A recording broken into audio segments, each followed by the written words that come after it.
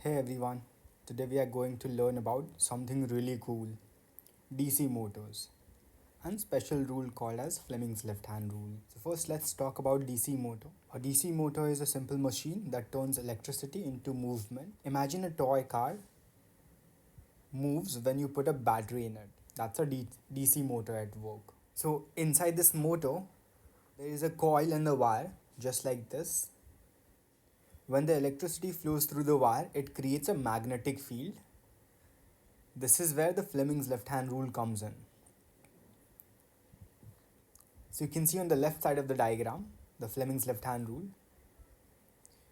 If you stretch the first three fingers of your left hand, the first finger points in the direction of magnetic field, that is pointing from north to south. In this,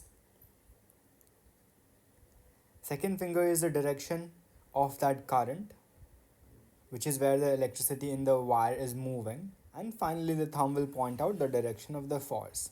Your thumb will show you the motor spins, the direction in which the motor will spin. So let's see that action. So you can see this very well. I'll show you the simulation. So remember that the DC motor turns electricity into motion, and Fleming's left hand rule help us to understand how it works. In order to understand the part of the components of the DC motor, there is a north pole and south pole of a magnet. There is a coil.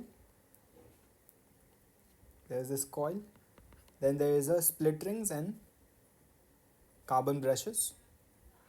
So the carbon brushes are the one which allows the current to flow, and split ring is a device that reverses the direction of current every half cycle so that the coil do not get entangled. Let's visualize it better using this.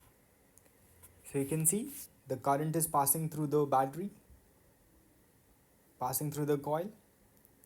If I increase this magnetic field, and you can see the coil is rotating, the factors which affecting the force on the coil is magnetic field. If you increase the strength of magnetic field, the force gets bigger, more rotation. If you increase the battery voltage, indirectly you are increasing the current, again the force will be maximum. If you use more number of loops in the coil, again the force will get maximum. Notice that one thing, when the coil will be in vertical position, the end of the coil is not connected to the carbon brushes, and hence in that case the force becomes zero. But due to the inertia, it keeps rotating. So great job today. Now everyone you know how motor works and how to use the school rule to predict the movement. That's it for today. See you in the next class.